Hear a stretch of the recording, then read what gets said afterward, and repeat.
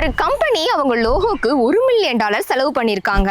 1898 ஆரம்பிச்ச ஒரு சின்ன கடை எதிர்காலத்துல ஒரு பெரிய வேர்ல்டு பிராண்டா மாறி இருக்கு.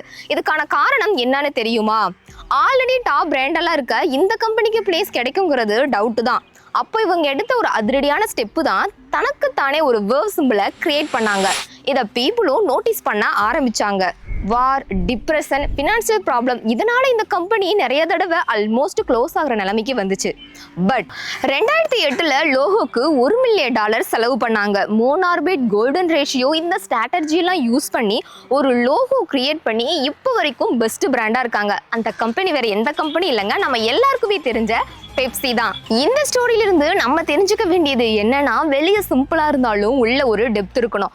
லைஃபும் அப்படிதான். நம்ம லைஃப் வெளியிருந்து பார்க்கறதுக்கு சிம்பிளா தெரியலாம், ஆனா நம்ம ஸ்ட்ரகிள்ஸ், growth, டெப்த், அதுதான் நம்மளோட வேல்யூ. ஸோ ஸ்ட்ராங்கான ஃபவுண்டேஷனை பில்ட் பண்ணுங்க.